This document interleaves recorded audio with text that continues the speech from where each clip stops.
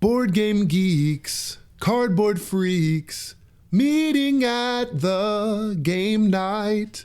And on every tabletop, you'll see board games, board games.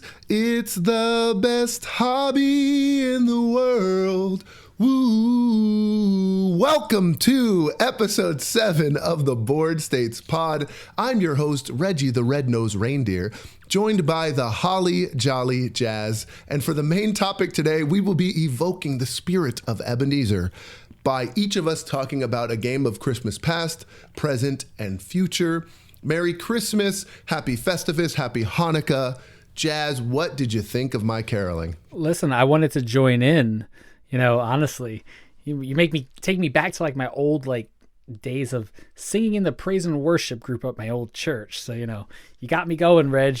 I love this time of year. I love listening to yes, me too. Christmas carols, the parandas that, families do in the Puerto Rican culture. For those that don't know about a good paranda, listen, Christmas season for us, and even if you don't celebrate Christmas, for those in the holiday season in Puerto Rico, it is all about celebrating from Christmas all the way through Three Kings Day, going to your family's home, or actually showing up sometimes at just homes and Christmas caroling, but we call it parandas, with homemade instruments, the tambourines, things like that.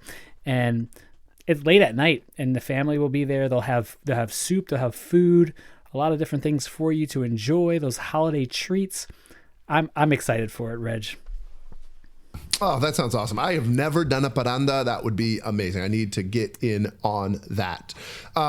As per usual, we've got a state of mind. I've got a fun little game based on CDSK for you, Jazz. Okay. Which I'll keep it very holiday, very Christmas themed here. We're going to do our main topic, which I mentioned is a Christmas carol. And we will close, as we always do, with En la Mesa. This is our first impressions segment. And so I'm cheating, as I always want to do. I'm talking about 2 dice games, Jingle Bell Roll and First Class Letters. They're both very quick and easy, but I will be talking about that. And Jazz will be talking about Brick Like This, which just has an amazing name. I cannot wait to hear what that is all about. But before we get started, in the holiday season, you may notice in your feeds, lots of gamers, lots of content creators create these holiday gift guides. And I have done so in the past. I don't think Jazz or I, either of us, did that this year. But know that if you go to my YouTube channel, Rolling Reggie, I do have a playlist of all of them from the last 3 years of the channels that I follow and trust. So you can go there if you're looking for a birthday gift, or if you want to buy something with new gift card money you get from Christmas, go check that out. But in lieu of us giving you a gift guide, we both wanted to bring just one unique idea, just as a last-minute gift idea for you, for that real board gamer in your life, something that's a unique gift. Jazz, do you want to go first or second with that unique gift? I'll go first. This is one thing. Great, go for it. I personally have asked my family for the holiday, and again, my wife and I aren't big on getting each other gifts for the season. Obviously we like to give to others, and we normally just take each other out through, while we're on break with our children, and we'll purchase something or whatnot. But Displate.com, if you've ever heard of it, is an amazing website that does metal posters. And they have metal posters for so many different things. You can create your own type of custom poster, but on there, I fell in love. The nerd in me has fallen in love with, obviously, the comic book character. Is there Star Wars on there? Star Wars on there, and there's quite a few good ones on there that I want to get. But they also have board game art design. Some of them are phrases. Some of them are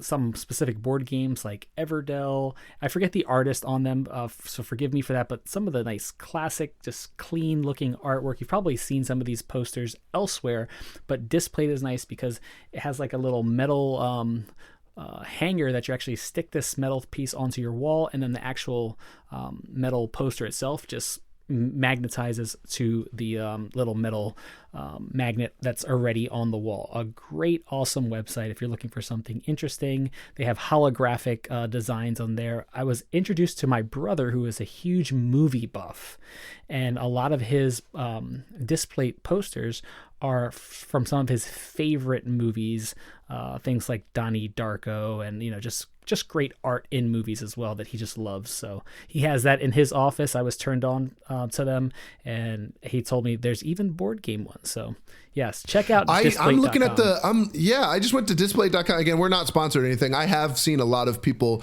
promote this website before. I've never owned one, but I do like the idea of like a heavy duty poster type thing. They have some beautiful board game prints. Just when I Googled it, they've got Wingspan, Root, Terraforming Mars, Gloomhaven, Terra Mystica, and more. Finspan's on here. That's relatively new. That came out this year. So it's one of those things where, and my gift idea is kind of like this too, where it's so hard to get a board gamer a gift that they don't ask for, a board game. Like we have so many games already, yes. And it's like, you're probably going to get us a game that we either know about and don't want, or a game that we already have. And it's so hard to get a board game, to be honest. So, mine is similar, and Jazz had not heard of this before. This is called the Senate Board Game Magazine. And I'm saying this exactly like Jazz because I asked for a subscription to this magazine last year. It is a UK publication. It has previews and reviews, and I love their main thing. I don't know what it is, and I'm assuming that board gamers are like me. We like physical media. If you like board games, you probably like physical media. I read Game Informer growing up, and I just thought it was so great. I don't know what it is about this magazine. It gives me so much joy to open up a new one. It's quarterly, so I got 4 this year, and I think I am a lifelong subscriber. As long as they are going to keep putting them out, I will read these. It just is such a cool thing. If you are a serious board game nerd, or you have someone in your life who loves board games as much as Jazz and I do, or yourself, it's a great thing to ask for because I got a yearly subscription for relatively cheap. I don't know exactly what it is off the top of my head. I think it's in pounds, but I'm just really happy to have it, and I just love this magazine. And now it's on if you pay attention to my YouTube videos behind, you'll see it in my, with my giant dice behind my head. So, yep, Senate, the board game magazine. Yeah, I'm excited to check this one out. I think it's looks like it's $50.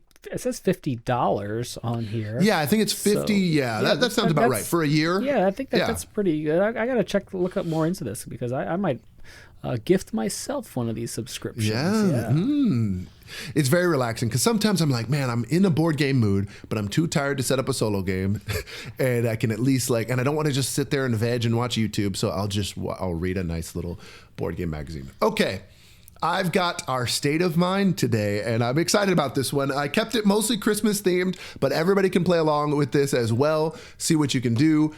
Time yourself here. CDSK is a trivia game. Have you played this one before, Jazz? I have. It was actually introduced to me at PAX Unplugged. So yeah, while I was standing in line waiting for the Lord of the Rings trick-taking game. Yes. Oh, that's great. It is an easy game to play. Cool trivia game because it allows you to kind of call your shot and see how many or how much do I know this topic. The example I gave in a video was it was how well do you know toothpicks? And I'm like, well, I don't know toothpicks very much, so I'll just give it a 2 out of 10. And so they give you a 2 out of 10 complexity question. But if they said birds, for example, I would probably say 8 or 9 and try to get the hardest question, and then I'd get to move that far up. So it does have a timer in the rules, which we did not play it this way, of 31 seconds, which is a unique thing. So that's how we're going to play it. All right. But CDSK usually stands for something funny. I already forget what they stand for here. Someone can email us or comment it. But we're making this CDSK stand for Christmas, decorations, stockings, and Kringle with a K. That's what CDSK stands for. So I'm going to give you 4 topics, okay, and I'm going to give you 31 seconds each. I want you to guess how many of it can you name, and then can you go that far, and then just try in 31 seconds to name. So if you say you can name 5 of them, I'm going to start the timer of whatever the topic is, and let's see if you can get to name 5 of those in 31 seconds. Okay. Are you ready? So here we go. For the first one is the reindeer. Santa's famous reindeer. How many reindeer do you think you could name in 31 seconds? I can name all 8 or 9 if we include the other. Oh, yes. the most famous of them all. Okay, so I'm going to start the timer right now. Dasher, Dancer, Prancer, Vixen, Comet, Cupid, Donner, Blitzen, and Rudolph. Wow. With 26 seconds to spare. He named them all. That was the warm up, Jazz. That was the warm up. And to let you know, you've got to get all of these right to get the grand prize today. Okay. The victory points, as per usual, are a Puerto Rican cuisine. Last Thanksgiving, I made this for the first time in my life as an adult, and it made me very, very happy. It is a very famous holiday roast. It is called pernil. Have you ever had pernil? I know. Have I ever had pernil? Listen, if listeners have seen me, they know I've had some pernil. They can see it in me. But yes, pernil. We are excited to have some pernil actually this week with my family at our Christmas party. So yes. You are. Okay. See, and I made it last Thanksgiving. I'm not going to have it this year for Christmas, but it is a very common holiday pot roast. It is so delicious. It is something that makes me so proud of that side of my culture. Pernil is just so delicious. So you got to get all 4 of these today to get that. Okay. Going for the second category, it is, and you know me, I got to name the birds. It is how many of the birds in the 12 days of Christmas can you name? I should have Googled how many there are total real quick just to give you a set. Hold on, let me look. You don't have to get the numbers correct, but there are 6 different types of birds. So how many of the 6 do you think you can name in the 12 days of Christmas, by the way? It's a total of 184 birds. When you accumulate it all together, but what would you go for? 6 different of the 6 different types. I'm trying to think of the song. You got me on the spot here. Yeah. I'm gonna say I can do 4 that I can think of right off the top of my head. 4 that you can think of. Timer starts now. Partridge in a Pear Tree, 6 geese a laying. There are 2 turtle doves, 4 calling birds. Oh, there are more French hens. 3 French hens, 2 turtle doves, and up. Yes. Oh man. Yep. So I got 5. 14 seconds. You're only missing. Yes, you got 5. You're only missing 1. Yeah. 7. People are screaming at their swans. At their cars. Swans are swimming. Yes. Swans are swimming, and the timer goes off right in my ear right then. Yes. Beautiful job. He's so close to getting a big, delicious chunk of that pernil. Wow, good job. Okay, next one is another Christmas-themed one, Christmas movies. How many Christmas movies do you think you can name in 31 seconds? Let's go with 10. 10. 3, 2, 1, go. Jingle All the Way, National Lampoon's Christmas Vacation. We're going to go with 8-Bit Christmas. Die Hard, yes, because it is a Christmas movie. We're going to go with Miracle on 34th Street. Halfway there, 17 seconds left, too. Man, The pressure's on? Yes, the pressure is on. Rudolph the Red-Nosed Reindeer, Frosty the Snowman. There is... Will Ferrell? Yes. There is the Elf with Will Ferrell. Yep. There is... That's time. You got 9. I'll give you 1 extra second. Is there one that comes right to the head to get that 10? Right now. Santa Claus is Coming to Town. Santa Claus is coming. Okay, there you go. That's good. Great. He got 9 in the timer, guys. People listening, my merry listeners, that's great.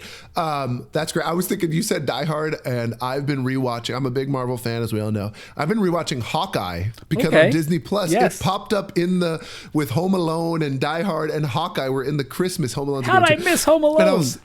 And I'm like, gosh, I forgot. Hawkeye is really it's got Christmas music. I love Marvel. That was one of the better shows in my opinion. Okay, and the final one I forgot is not really doesn't need to be timed. Okay. I had to get one board game themed one in, but I could only think of one Christmas board game one. Which of these is not like the other in that it does not have a Christmas edition? Okay, which of these board games does not have a Christmas edition? I have 5 for you. Na, Flip 7, Boop, Patchwork, Dixit. Of the 5, which of them does not have a Christmas edition? Nana, Flip 7, Boop, Patchwork, or Dixit? It is the final one. It is Dixit. It is Dixit. Good. Yeah. Nana's got a Christmas straight up. Flip 7 has the Grinch one that's new. Boop, I think, was called Deck the Halls or something like that. Boop Deck the Halls. Yep, Boop the Halls. Yep. And then Patchwork is just Patchwork Christmas edition. Boop the Halls, of course. I'm going to give a big shout out to that answer for my buddy Dave Orse. big shout out to my buddy Dave in my game group, because he is a big Christmas game collector. If you've seen him on Facebook, you've seen Dave's posts about Christmas board games. He probably has. I want to see this. Yeah, I think he has the pictures, biggest Christmas board game collection out there. That's awesome. Wow. I saw there's more like kind of one of the Ticket to Rides is kind of like that. There's a few games that have a Christmassy theme, and I'll be talking about one in La Mesa. Awesome. Okay. We are doing great on time. I can't believe it. It's just a Christmas miracle here. So what we're going to do is I'm going to explain. I just had this epiphany of this episode, and I hope you all love this, because me and Jazz had so much fun coming up with our games. If you like this board game Christmas Carol, this will legitimately be an annual thing. So what we decided to do is come up with a board game of Christmas past, a board game of Christmas future, and a board game of Christmas present. Not in that order. So Christmas past is either going to be a really old game that one of us discovered this year, or an old favorite that we revisited this year. Christmas present is the one game from 2025 we've been enjoying. I think we're not really big new hotness people on this podcast. We're not playing every single game from 2025, so not enough to do a top 10, at least for me personally. So I think getting to talk about just one 2025 game is a good idea. And then a game of Christmas future is either a game we are really hyped for, or a game on our shelf of shame that we really want to get off of that shelf of shame for 2026. So those are the three categories, and we each brought one, and we're just going to talk about it. I hope you enjoy. Think about your answers. As always, please send us an email at boardstatespod@gmail.com, or comment on Spotify or YouTube. We would love to hear what your answers are. So I will probably begin, Jazz, here. I'll go with my Christmas past. Are you ready? Sounds good. I'm ready for it. Okay, so this one actually requires a little bit of a history lesson here. In college age, I was very, very I was a video game addict, to be honest, and it was just it was really hard for me for any of my friends who were board game friendly to get me to play something like that was so low stimulation, such as board games, which is just so funny to think about now, and it's my favorite thing in the world, And so my buddy had brought this game, and it was superhero themed. Okay. Which is a good plus for me. And it is called the DC Deck Building Game, which came out in 2012. Okay. And this was the first deck builder that I ever played. I'd never heard of this before. I was really not in the hobby at all. And what was so funny is the only real experience I had with tabletop is Yu-Gi-Oh! was competitive card games, Gotcha. TCGs, Yeah. I remember you and saying so that. if you've ever played a deck builder before, you build this deck, and then at the end of the game, you score up the points in your deck, and whoever has the highest points wins. And I remember we were making this deck of Green Lantern, and it has, Cyborg, and you have all these villains. You're defeating Ra's al Ghul, and you're fighting Brainiac. And then I'm like, okay, so when do we fight?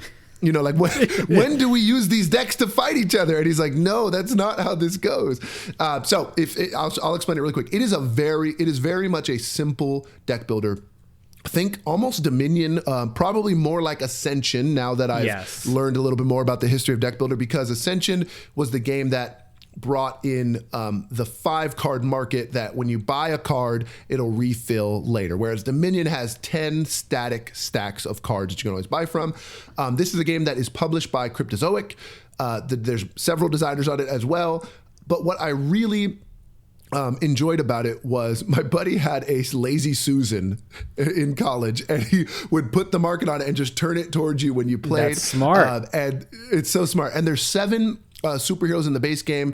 The big 7, it's Flash and Batman and Superman and Green Lantern. I love the Flash. He just always goes first, no matter what, because he's pretty fast, is what it says in the rule book.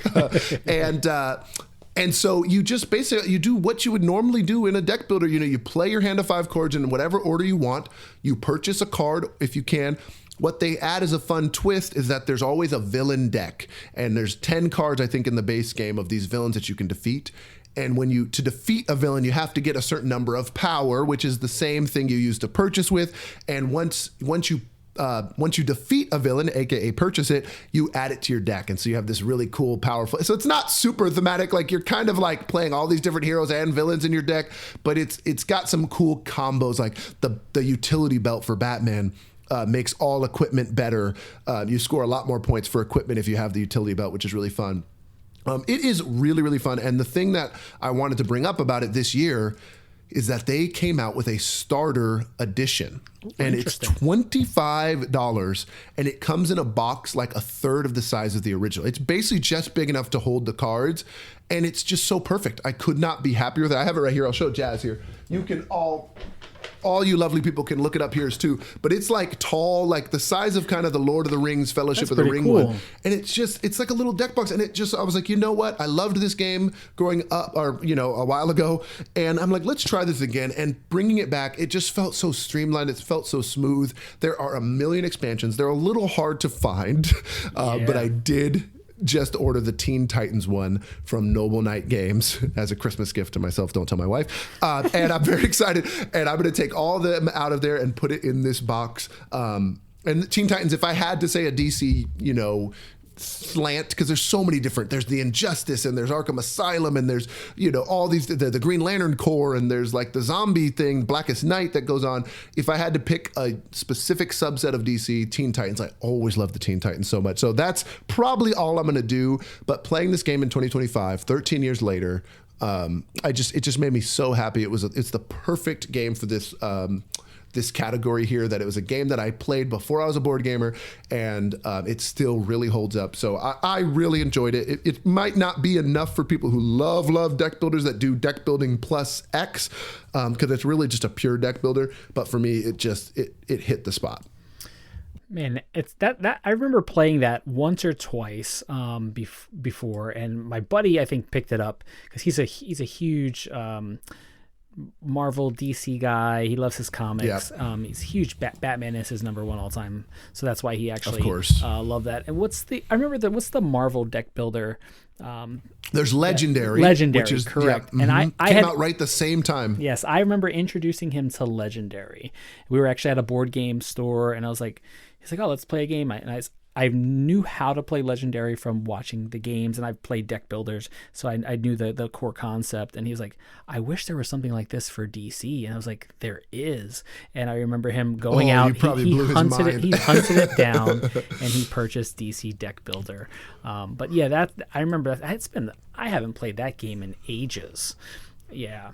So for my Christmas past, mine isn't as old as yours, but to me, I feel like it's older than what the actual date is. And it's one that when I looked at the date on BGG, I was like, I feel like it was an older game than this. Maybe it's simply because of the artwork, but I want to just highlight some old games I was introduced this year to for the very first time. I think we spoke about it before.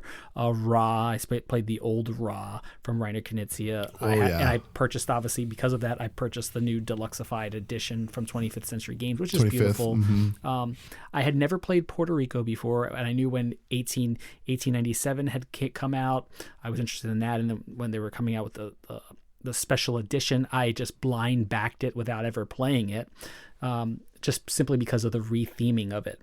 Now, I played the old version, and yes, the theme, doesn't sit well with other people, but to be honest, I'm not a theme person when I play games. Everything is mechanics, so I love the mechanics. I was super excited for it. I'm really excited for what's coming out this year.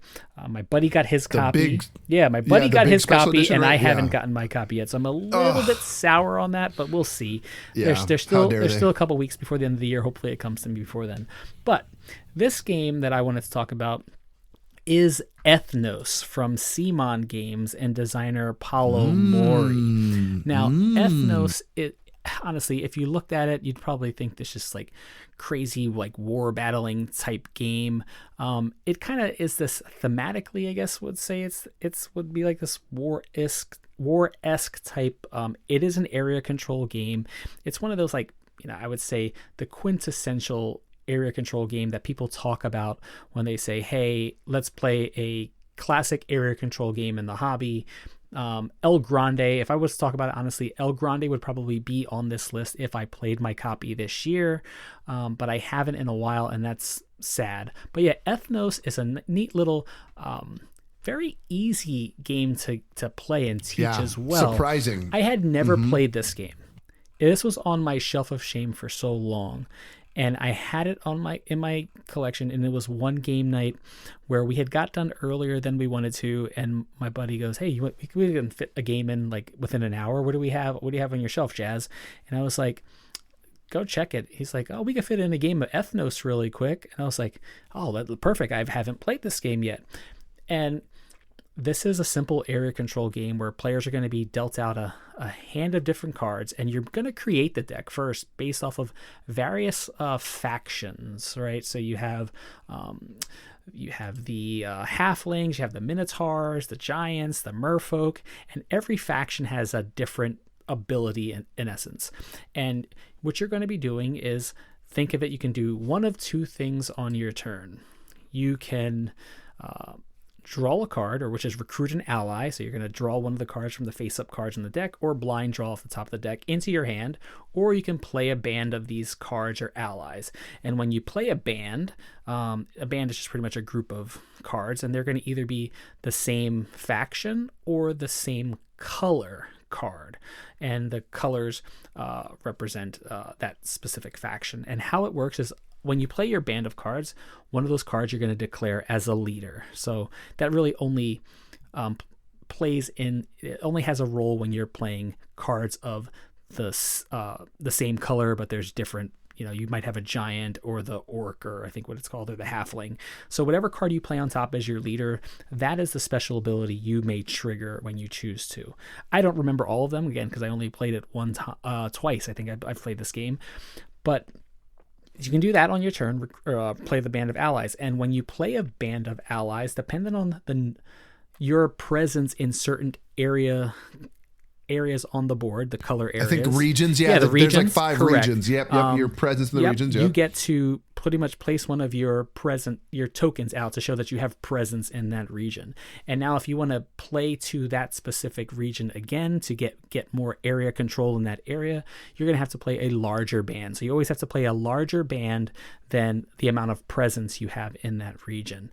And the top color of that leader is going to be the region that you can play in. The game plays over the course of 3 errors, and each error at the end, there's going to be like this third dragon that's going to be in the deck. So there's going to be 3 dragons that you randomly put in the deck at different spots, and when the third dragon gets drawn, that ends the error, or the age, I believe it's called. And you're going to score based off of age 1 and see at each region who has the most presence in that region, and that person will score the points for age 1. And then same thing you're going to do for age 2, same thing you're going to do for age 3. But what's so interesting about this game, yes, it's area control, but it's super easy. If someone's played Ticket to Ride and you're like, hey, I want to introduce you to an area control game where you have 2 actions on your turn, it's either draw a card and add it to your hand, or play a set of cards. And what's interesting is also when you play a set of cards, the cards that you didn't play go into the face-up draw for everybody else. So that the tactics of when and how to play your cards, because you don't want to make some cards available to your opponents. Super interesting, very fun game. There is a second edition. I played the older edition as well, but there is a second edition that I believe came out this year, if I remember correctly. Yeah, 2025, and that's the one I've played. That's got a nice new artwork. I don't know all of the changes that they did to it. I heard they've streamlined it a little bit, but honestly, I don't know how you can streamline a game that it's already like ridiculously streamlined anyway. But I will tell you that if you're looking for this game, the artwork on the new one is beautiful, but I know a lot of people prefer the old one. I say if you can find the old one, that's perfectly fine. It's a fun game. It's hard to find. I think that's one of the tough things about it. I think we've both talked about this. That's such an awesome thing about where the hobby is right now. I love these reprints. Yes. Because if you like the older art, it's great. But then it's like if you couldn't find it, like if it's Ethnos original edition is tough to find, and having the second one out there is great. It's like $35 US. It's great. So I got to play this. I have to shout out to our boy Chaz from Game Night Picks and Watch It Play and everything. We played this with my buddy Phil, 3 players. It was such a blast. I was blown away by the simplicity of it. Like you said, you actually stole the words right out of my mouth. Ticket to Ride. It is Ticket to Ride for area majority. Correct. 100%. Agree with you. And it's Paolo Mori, and I don't know if we mentioned him as the designer. Yes. And I'm coming to find out, like, I love... One, it's so much harder than people think. Like, people want these big complex games. We love them. You got the Anachronies, we got the Darwin's Journeys. We love these games. And some people would argue it might be harder to design a really streamlined game than it is to design a really complex game. And like these games he's come out with in the last year and a half, Captain Flip, Toy Battle, they're so elegant. Like, they're so elegant. And I just think it takes a lot of skill to create a game that's this 2 actions on your turn and it feels or 2 options for 1 action on your turn. Correct. Which is very much Ticket to Ride. It's either grab a card or play down cards. But one thing that I loved about it, and I played this new version, so I don't know how different it is from the original, but there are 12 clans, and they made them all anthropomorphic animals. We've talked about anthropomorphic animals here. It's a trend, but it's fine. It's completely unproblematic.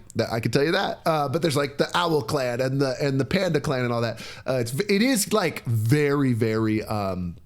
It's like Pan-Asian. I don't even know what to call it. Like, it's like they have things in it that definitely are like towards like Japanese culture. Some things that are very Chinese culture. It's like, which is it? We couldn't figure it out. But what's interesting is every time you play a party of allies down, that becomes part of the market, So what you play down, and that is such an intense part where I'm like, I really want to play this down and get the points or whatever, but then I'm making these cards available for the people. Yeah. And I think that's one part of it that I'm like, oh my goodness, it's like that tenseness. And it's the same thing with, I think, what makes Ticket to Ride for me a game that I'll never get rid of in my collection, just because it's so easy to teach. But every time I play it, especially when I play it with people that know the game, it's so tense and like, do I want to hold on to this right now, or do I really need to get those set of trains out because I know you're gonna block my route?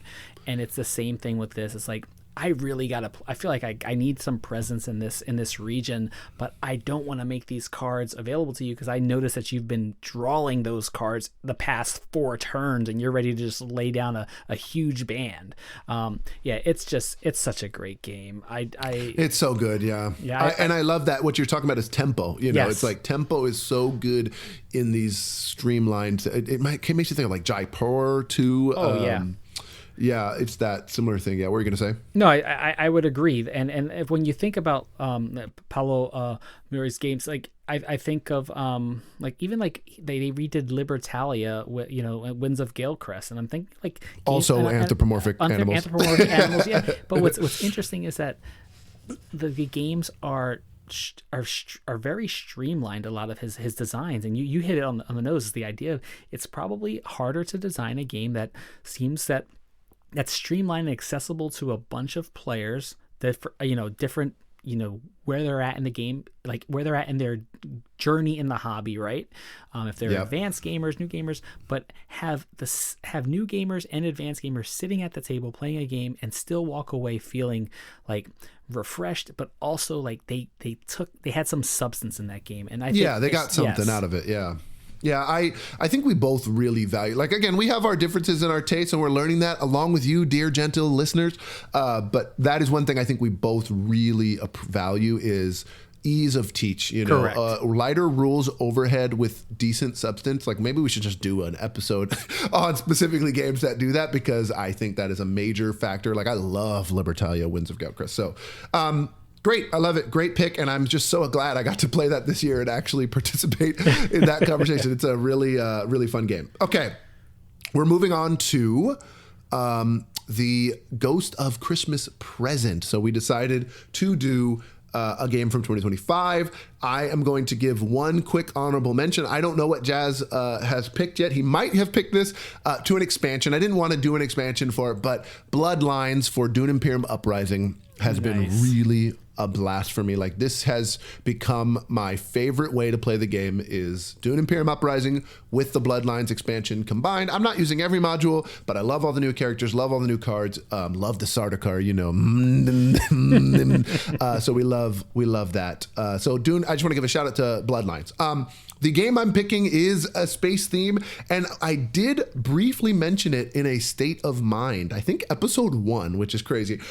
This was really the first or second game of 2025 that I played in 2025. Came out of nowhere for me, and that is called Moon Colony Bloodbath. Oh, I haven't played this one, but I have this one coming in soon. Yes. Oh, you do? Okay, that's great. It's very slight in terms of its production and everything, and the gameplay is great, man. I really love this game. So it is Donald X Vaccarino, famous for Dominion, also mentioned earlier today, and it has been the game that I have not played a lot of the big hits. I did want to mention that, I haven't played Vantage, I haven't played Iridia, I haven't played Lord of the Rings, Fate of the Fellowship, I haven't played Galactic Cruise. There's some big hitters this year. They're just giant games I just haven't got to. I've played a lot of the smaller ones, but this is definitely my favorite of the year of what I've played. And how it works is there's a shared deck of cards in the middle, and they're going to flip over. And 4 of them are work cards, and we get to do these work actions. You can you can play the cards down, you can draw more cards, you can get food, which you need to feed your colony. We're trying to survive as long as we can on this colony, on the moon. And you can play all these things down. You only get 4 guaranteed. The other cards that come in the starting deck are... we'll add a robot, which is dangerous, and we'll add these new accidents, these event cards. And the accidents, a lot of them just say minus X number of population. So you can kind of work and build up your colony, and then the bloodbath starts happening, and you're just going to start losing people. And really, it is the last person standing. Like, the game wins when 3 people are eliminated, or, it's 4 players total. Oh, no, it's 5 players total, 1 to 5 players. Solo mode is very fun as well. But if everybody else gets eliminated and your colony is alive, you win the game. Alternatively, if you get to the 13th event and multiple people are alive, whoever has the most population or people left survives and wins. And I have not seen that yet. I've gotten to event 13 in a solo game, but not in a multiplayer game. It is brutal. It is an engine building game where you build this beautiful tableau and then you're going to have to tear it down. And I think that can feel bad for certain people, but it's such a consistent arc, and every single person playing the game is going through the same feeling. And I love that shared tension. I forget, there's a word for it. Isn't there like a German word or something? But it's like that shared sorrow is half sorrow and shared joy is double joy. Like, it's such a great feeling when everybody is just getting destroyed. And what happens is, if you don't have the population, when an accident happens, you have to get rid of a building, and buildings have a population value. So then that's when you start getting rid of this amazing tableau you've built. And you have to have food to feed. You have to have these apples. You have to have at least 1 food per building you have. So if you build this huge colony, you need to also be generating enough food to pay that when the hunger event comes out. And my favorite thing about it, besides the arc and everything, is that then there are cards that you can add to this shared deck. And this deck just keeps getting bigger and bigger. Some of them affect everybody, and some of them are called perk cards that just benefit you. And it just feels so good when the just +2 food to the yellow player comes out, and you're just like, haha, I get food when that comes out. So there's a lot of luck to it. But it clearly has been play tested a lot. It is very consistent. I'm really enjoying it. I cannot wait for an expansion for it already. But I'll be playing this well into 2026. Moon Colony Bloodbath. Yeah, that one, I've heard so many content creators, so many people online have been talking about that and posting about that one. And I'm excited to get that one at my doorstep so I can check that one out. So yeah, that one I'm super interested in checking out. But Donald X. Yeah. So on to my Christmas present now. There's a lot of big heavy bangers that came out this year, like you had named them, Galactic Cruise, Luthier, things like that. But the one game that I've played this year that caught me by surprise, and yes, BGG will say this is a 2024 release, but it actually was brought to the States here in 2025 through an early import Kickstarter from 25th Century Games, who, if you're not looking at 25th Century Games, I don't know what, you've got to open your eye, because they've been importing some amazing banger games. This one is from designer Danny Garcia, and this is Neko Syndicate. Now, this is a very interesting tableau builder game. And for those that don't know Danny Garcia, he has put out some amazing games. Windmill Valley. I think the newest one was Voynich Puzzle. But my favorite that he has put out so far was Barcelona, which was a 2023 release from... Beautiful looking game. Yes, beautiful game. One of my buddies played it, and I was like, oh man, you got to play this one. He brought it over. Again, fell in love with that one. Yes, but Neko Syndicate is a small box tableau building game where you take on the role of like this, I guess, mobster, like sushi smuggler type characters. And it's so interesting because you are, in essence, I don't know if you've ever played what's the game from In the Hall of the Mountain King. For those who have played In the Hall of the Mountain King. Oh, In the Hall of the Mountain King. Okay, I have not played that. You're kind of creating this like pyramid of various cards, and as the cards go down, like your resources are gonna kind of trickle down. So in this one, you're playing it's like almost like this sushi production that's going on, and you take on the role of this, like, I think of it like a mob boss, right? You are there's a word that I think he's your leader. He's the leader of your clan. Yeah, the supreme leader of the syndicate. Yes. And then you have your lieutenants underneath, and then you have your minions that are working for you. That's cool. And the idea is as you play your cards, you're going to play them on levels. And you have level 1, which is going to be your first. They're your lieutenants. There's 2 lieutenants on the card, and each of them have a specific action that they do. And then underneath, as you're building levels down, and the further down your empire, in essence, kind of grows and it spreads out, and you're having various levels. And as you have this meeple, and you're going to trigger from the top level 1, obviously, because that's how it works with your lieutenant, and you're going to trigger down, and determining how you move along this tree. So as you move down from level, you're going to go from one card to the next, and then you're going to choose which of those 2 actions you're going to do. But it's interesting because as you build this tableau, each tableau has 2 different actions on them. Some of them are going to be gaining resources. Some of them are going to be allowing you to move resources. Some of them are going to allow you to like take these train stations that are going to allow you to take one resource from one train station to another train station. And on each card, there's going to be like order for fulfillment as well, different types of sushi that you're trying to get. So just think, I like to just place it as the colors, right? Different colors of sushi. And you're going to be trying to gather your resource. When you gather your resources, they're going to stay on that card, but you have to find ways on subsequent rounds to move your sushi to the specific cards to fulfill the orders on those cards.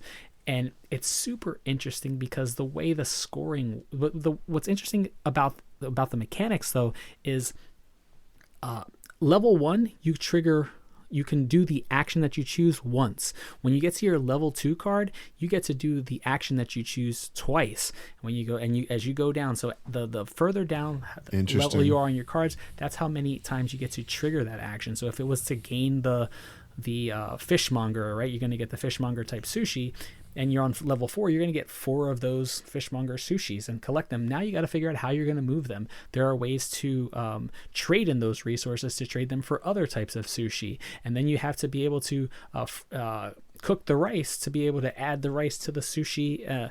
And it's just so interesting. It's a very thinky puzzle, but the game is so quick, so streamlined, plays in 30 minutes.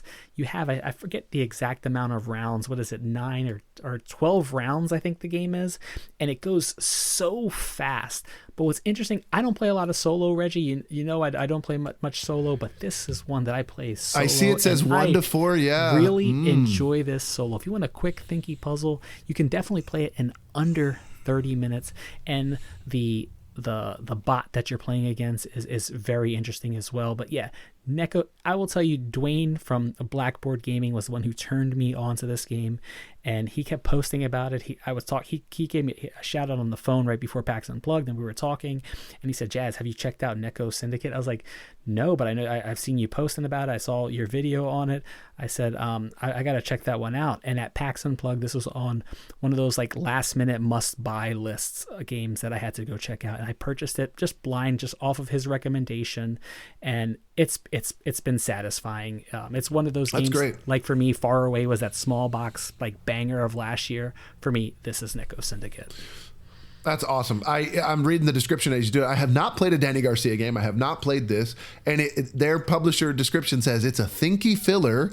And the tableau building mechanic is innovative, where both the cards are the actions and the goals you need to achieve. I think that's really clever. Yes. I love the way it's doing this pyramid. I think... shout out to Dwayne, because he loves food themed games because he's a chef. I'm pretty sure he's a cook in his real life. Yes, he is. And so this is sushi, so that makes sense. But it's so funny because this is how theme. We're going to be talking about theme here on a future episode. But it's funny because I would look at this box and I'm like, cats. I'm a dog person. I'm such a dog person. 100% agreed. And now hearing all of this, what you're saying, like 30 minutes tableau building can be played solo, thinky filler. It is now put squarely on I already added this to my want to play and my wish list. That's a cool one. Neko Syndicate. Yeah, definitely one worth checking out. Yeah, and 2.5 on BGG in terms of the weight complexity, so that's not too bad. Awesome, I'm going to keep an eye out for that. So my Christmas future, I decided to do one from my shelf of shame. I have not owned this very long. I got it in the summer, like August, so only about 3 or 4 months. And it is called Block by Block Uprising, the second edition here, 2022. The insurrection game, in which each player controls a faction of revolutionaries, workers, students, neighbors, or prisoners fighting against the police in the streets of a city that changes with each game. There is 0 things going on in the real world or in our country that would make me want to play this game at all. There's no ties to anything in real life at all. But I heard about this game. I have to give a shout out. 101 Books to Try Before You Die by the guy who does 3 Minute Board Games, Jared Carmichael. Jared Michael. I don't want to mess his name up. I'm sorry, Jared Carmichael. That's what it is. Yeah. I got this I actually got that as a birthday gift this year. And that book had some really unique games in it, and this was in there. And I've also seen Totally Tabled, who loves solo games, and he does these really great videos on YouTube, play this. And I think I'm really meant to play this solo. Like, I'm not going to force this heavy cooperative game on somebody. It's 60 to 120 minutes. It's got things like area majority, grid movement, action points. You can build these barricades, and there's all these conditions that you have to get. There's even some secret agendas. So if you are playing with other people, it's kind of semi-cooperative in that way. I don't know too much about it. I'm definitely going to deep dive the rules. It's definitely on the heavier side. But I just think this is going to be... I have the 3rd edition, sorry, not the 2nd edition.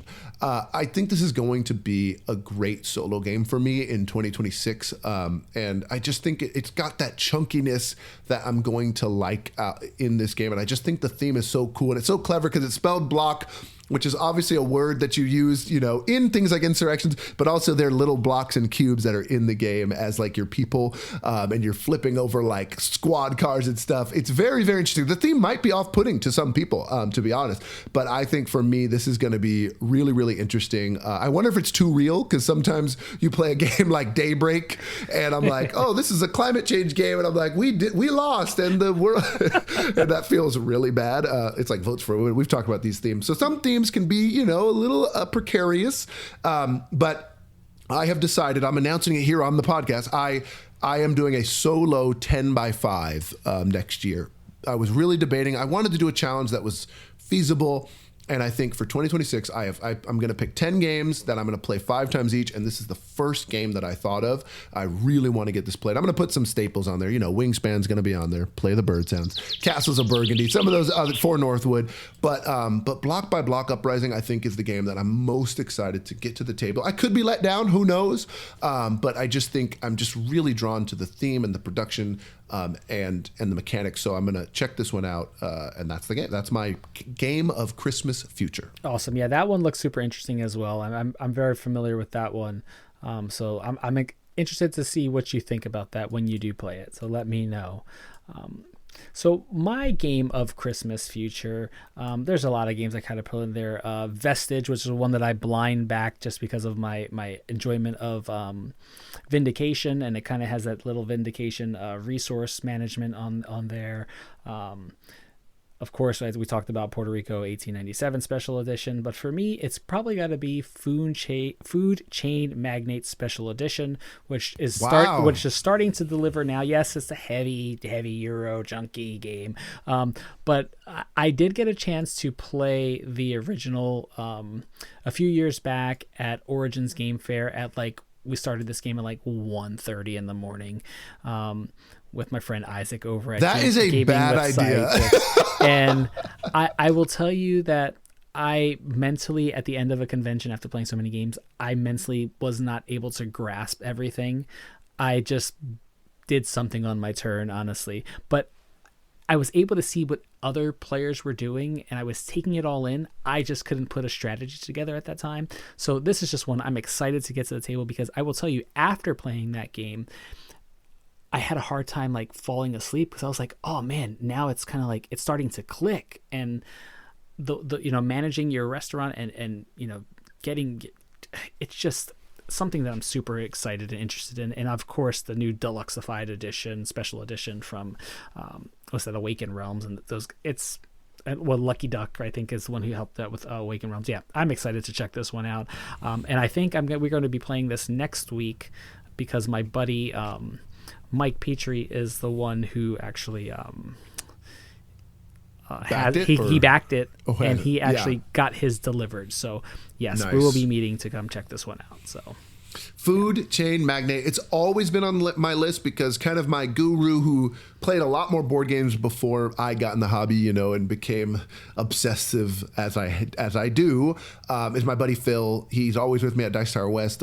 Many of you in the board game world know he's officiate at my wedding, one of my closest friends, and he loves this game. He has told me forever it's his favorite game, and we have never played it together. So it's his favorite game of all time, but it can be mean. It's one of all I've ever heard of a lot of Splotter games, which was the original Splotter, is that it's got turns or games where that first turn you make could ruin the rest of your game. That's what I heard, and I think that's what happened to me. That's what I would do, yeah. And that can be off-putting to people. I'm very excited, and I think I definitely am intrigued to play Food Chain Magnate, because Splotter proved to me their elegant design with Bus. Bus I got to play this year at Dice Tower West, and I loved it. I mean, I was obsessed with it immediately. I've been holding back not purchasing it, but I think eventually I'll have Bus in my collection. So I would love to try Food Chain Magnate. Wow. There you go. That is our holiday spirit here for our main topic. All we're going to do now is En La Mesa. I hope you enjoyed that. Let us know. Please comment, send us an email if you enjoyed that. I think this would be a really fun thing to do year after year. But since I have two cheating En La Mesas here, I'll start with one and then let Jazz go on his, and then I'll close out with my other. So awesome. I got to start. We got to shout out our boy. This will be very fast, I think. But Jingle Bell Roll. This says 2025. I think it's officially going on to Kickstarter in March. So it should be actually delivering to people next Christmas, around 1 year from now. And so I just wanted to talk about it, because I got pretty much a fully production copy. It's a little prototype, but it's pretty much the final thing. And it is beautiful. This is a roll and write game from Kris Couch Games. Shout out to the Nerdy Soul. Shout out to our boy Kris. And Water Bear Games, which is the publisher for Marcus Ross of Omaha, of Our Family Plays Games. Yep. Amazing guy. And the art is by Patrick Weber. This plays 2 to 6 players, 25 to 30 minutes, and it is very much a roll and write in that it feels like a roll and write, but there's no writing. So yep. It's a roll, and it's got that Yahtzee mechanic, which I think officially on Board Game Geek, which we love to shout out the real mechanisms, is called roll and lock, in that you can roll your dice, lock a few of them, and then roll the rest again. Yep. Which is very King of Tokyo as well. And this has 7 dice, which I think it's fun to go up to 7. And it's got an instant win mechanic where if you get all 7, I think it's if you get all 7 bells, you just win the game immediately, which would be really awesome if you could do that. There's all these special cards that help you out. You play it over 6 rounds. My wife and I played this super, super fast. It is really cute. It's got that push your luck a lot like it was reminding me of like Sausage Sizzle. If you've ever played Sausage Sizzle, yes, from 25th century, yeah. Yes, which is 25th too. Yeah, that's probably what it reminds me of the most. Okay. Which with the roll and lock of a Yahtzee or something like that. And so it's got these. It's also got the set collection, very unique. Oh yeah, the list is one of the symbols on these custom dice, and it's if you have one list, it's 0. If you had 3, 4, 5, 6, or 7 lists, it's 0 points. But if you have a pair of lists, it's 7 points because Santa checks his list twice. I thought that was very clever. Pretty cool. So it's kind of got almost like Sushi Go or those type of set collection where it's like the milk and the cookies want to be together. The stockings just score points. The gifts score points. The most points, but then you have to end up giving somebody a card because it's a gift, So if you're getting a lot of points for the gift, you got to give another player cards. So it's really fast. I just want to give a shout out because it's just such a good production. It's in such a nice size box as well. And I'm just really proud of these guys, and I'm hope that you guys check it out in March. It'll be a good holiday season. I'm obviously enjoying it right now because we are in the holiday season, but it is that lightweight dice game with a nice production, cute art. Jingle Bell Roll. Yeah, my buddy Dave owns that one. He picked it up at PAX Unplugged, and he said himself he's been enjoying that as well. For me, my game is Brick Like This, and this is one that just walking through PAX Unplugged on Family Day with my wife. My daughter. I had seen many other people stopping at the Asmodee booth over there. Had so many games, but for those that haven't played the Lego Monkey Palace game, that was the game that caught me by the biggest surprise at PAX Unplugged last year. I just thought it was I thought it was going to be a gimmick, but we sat down to learn it in like 5-10 minutes and played it and had a great time. This year, Family Day on PAX Unplugged, I told my daughter, let's just walk around and you just tell me where you're going to go and I will stop. So she saw the Lego and she said, let's check this one out, Dad. And it is a family weight party style game where you play in pairs and there's various pairs at the table. And we played this on my daughter was excited to take this to Thanksgiving dinner and teach the family. But you play in pairs and each of you, there's a set number of cards out there, numbered, I believe, 5 through 8. Those are the point values of the cards. And you draw one of those cards. You're going to look at it. And it's going to also indicate the challenge, the difficulty of that card to complete. And what you're going to be doing is there's going to be a set number. There's just going to be a stack of various Lego pieces of different shapes and colors out on the table. And when you pretty much say go, there's going to be a timer, and you are going. And it's official Lego pieces, right? Yes, it's official. It's like straight up. It's legit. Like, wow. This isn't awesome. This isn't that cheapo stuff. The imitation. Diplo or whatever. This is legit. Lego. Mega Blocks. Yes, that's what I had. So you're going to pretty much describe to your partner the pieces that they need to collect from the center and actually build the shape that's on the card only by telling them. You say, hey, pick up the blue color that however you want to describe that piece, the 1x3, the 2x whatever, and they have to build it. And once you lock in your build, you're done.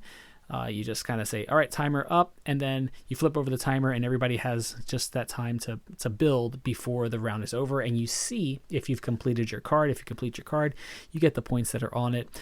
There's also, you can play it with kids. You can just play it like that. But you also have these like mission style or objective cards where each round there's going to be a new objective. And it's things like you have to build the piece under the table. You have to build it with your eyes closed. There's so many interesting things. And what's really cool is once you build it, the actual shape that you need, you just lay it on the card and you're going to see if that shape actually fits it correctly. And it's just a super fun party game. Again, I got turned on to Legos like now as an adult from my younger brother. And he bought me one of my first like Star Wars Lego sets, and I've been building ever since for about the past 3 to 4 years. I've gotten really into it. So yes, I had a great time, but it was fun. I was paired up with my mom and I'm trying to explain this to my mom, and she's never like really played with Legos ever, but we had a blast, and my 6-year-old daughter was playing with it and my mom was enjoying it. It was a great family time. So if you're looking for a party game that you can just have fun with, kids love Legos, they can pick this up really easily. And we just had a lot of laughs with this one too, hearing each other describe it, and you're all describing it at the same time. So it's just a lot of chaos sometimes that goes on as well. So fun time for the holidays. This is one worth picking up. Again, since it's the holiday season, I believe it goes up to 8. Yeah, because you're going to be playing 4 teams of 2. Yes, it's just a fun game. I've been playing Thanksgiving to now. I've been playing a lot of like quick family lightweight games. But yeah, this is one I would play over and over again. Is it going to probably get stale after a while? It potentially could, but maybe if they come out with some more cards or some more pieces, this is one you could probably eventually make your own shapes if you wanted to. So yeah, I would have a lot of blast, really a fun blast with this one. Good time with this. Yeah, that brick like this, that's great. I wish I had a copy of this week, because my 9-year-old niece has tasked her Uncle Reggie with coming up with 10 plus games that we can play as a family on Christmas Eve, and there's prizes that they have purchased for this, and they all need to accommodate 6 or 7 people, including children. This would be such a perfect one. I might actually go to my local game shop and see if they have it before Christmas Eve. But that's great. I love Legos. I think my only 2 things, I'll have 2 quick things about Legos. I think the game sounds great. But one, it's one of those things where I see these Lego sets online, like the Lord of the Rings one. Shout out to my buddy Colin, has amazing Lord of the Rings ones. And then I'll go to the Lego shop with my nephews or whatever. And there's like bird ones now. They've got like full on bird ones that are amazing. And I'm just like, I don't need another hobby. I see there's Instagram reels of it. I'm just like, get away. I cannot afford another hobby. And it's I want to be a Lego guy. Hobby too. It's expensive. And when I was a kid, the other thing I was going to say is when I was a kid, I mean, like everybody grows up a little differently. I didn't think we didn't have that much money until I went to my buddy's house, and he had an entire bucket, like a what do you call that? A chest of Legos. And it blew my mind in like the 2nd grade. I was like, oh, we ain't got nothing. Like we don't got it like that. And so I love Legos. I've always had a fascination with them, but there's just no way. I can't. I used to play. I loved Legos, but that sounds fun. Maybe that's a perfect one for me to get. I never got Monkey Palace, so maybe I'll try that. Okay. We're running a little low on time here. I'm going to speed run the last one here, but I do want to give it the respect it deserves, because it is a really cool, unique game. This is called First Class Letters. It is designed by Peter C. Hayward, and it is published by Gamehead. It is a review copy. I forgot to mention Jingle Bell Roll is also a review copy, and it went on Kickstarter this March 2025 and is fulfilling this Christmas. I'm so if your friend, that's why your friend has it. I went and double checked. It is already out. It's not coming out next year. So sorry. Gotcha. But back to the game I'm talking about right now is First Class Letters. It goes 1 to 100 players. It is 20 minutes about that. And it is kind of a roll and write word game. And it is really cool. Gamehead, I got to give a shout out to Gamehead. I did get this from Paul Solomon, who's running this company. And he's doing this really cool, almost a Jamie Stagmeyer type, model, where it's like he is a designer himself. He helps develop on a lot of these games, and he's running the publishing company. And they are putting out 6 games at a time. 2 of them are casual games. 2 of them are thinky games, which are kind of my favorite. That's like right in my spot, that thinky spot. And 2 of them are party. So this is in the party line. The thinky one right now that is getting a lot of love, and I personally am obsessed with, is Trinket Trove. This game is so awesome. It is right up my alley. I love Trinket Trove. If you haven't checked it out, it is a great game. It's so clever. But this one, First Class Letters, is much lighter. It's definitely a party game. You have these 4 dice, and they're big, chunky wooden dice with letters on them. Yeah, I'll have Jazz look it up here real quick while we're looking at it. And I thought it was thematic for Christmas because, there's packages right now. Around the holidays, there's a lot of packages coming out, so it's very much packages, and it's really cute in that way. What you're going to do is roll the red dice. So before the game starts, you roll 3 of the brown dice, and you have to put the letters that pop up in alphabetical order on the 7 rows on your pad, okay? There are 7 rows. You're going to end up writing 7 letters, but they have to go in alphabetical order. So I just played this the other day solo, and it was C, L, and U, okay? And they're on like the 2nd row, the 4th row, and the 6th row. Every single word on your 7 rows needs to be in alphabetical order. So if that 2nd row is letter C, that first row can only be a word or a B word. Yeah. Okay. And that, I think, is the best part of the game. I think that puzzle of getting 7 words in alphabetical order, and you're going to forget also, and it's going to mess up, and you just have to cancel that word out. You get no points. But then each round, you're going to roll all 4 dice. The red dice is a banned letter. I forget what, I think it's called the banned word. Dead letter? Dead letter. It's the dead letter. So you cannot use that letter in a word. And you have to come up with a word with the 3 letters that are there, getting them in any of the 7 rows that you want. If you use all 3 letters, you get double the score. If you use letters multiple times, you just get a multiple checkpoint. So it's really cool to come up with the perfect word. The crazy part about multiplayer is when someone comes up with a word, so they can come up with just a really short word and just get it on there, you flip the send timer then. So the first person who comes up with a word will start the timer for everybody else, which is a really nice little mechanic there. In solo play, you just flip the timer every single time, and you're just, the time crunch is the game, and it was very stressful. I gotta say, I was so stressed out. I could not come up with words at all. I thought I was smart with words. That's why I actually requested this game. This game did make me feel dumb at times, but I think overall, this is not a game that I would reach for over a game like Trick or Trove. If I have 20 or 30 minutes, I think I do that. I think what this reminded me of the most was Boggle back in the day, but just for the modern era. Like, I would rather play this over Boggle 100 times, but would I play it over another party? Like, would I play it over So Clover or just one? I don't know. I think where this ended for me after playing this, and very quickly, I've been playing it a lot solo now, played it with my wife a few times.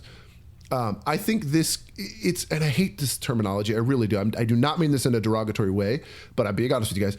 It's like a Sudoku, almost. Like, I think it's more of that activity type thing where I'm like, if I want to sit and use my brain in a word thinky way, if you're a big fan of a Wordle or those type of the New York Times games or any of those things, like, I love how this puzzle is. I think if you were a word game person, you would really, really enjoy this game. I think for me, it's more of an activity because I don't think word games are necessarily my favorite thing in the world. But I think it was very clever how they did it. It's got great production. It's in a nice size box, like I talked about it. And I think it's really good for a casual word game. So again, if you have that type of person in your life, that is who this would be for. First Class Letters. Yeah, I'm looking at it. Have you heard of this one? Yeah. I saw the box at PAX Unplugged. But again, it wasn't one that just caught my eye. But if I would have, looking at it here and you describe it and seeing it, this reminds me like a little bit of Scattergories-esque, a little bit that timing mechanism. And I played a lot of Scattergories, and it's a game that I still play to this day with family, just because it's easy to teach. It's one of those big box games, and like somebody might have it in their collection. And yeah, I'll play Scattergories, Taboo, anytime if someone has it. I still enjoy that time with the family. But yeah, this one is one that for people who do like that game, I'd probably look into checking this one out. So yeah, definitely going to be looking at First Class Letters.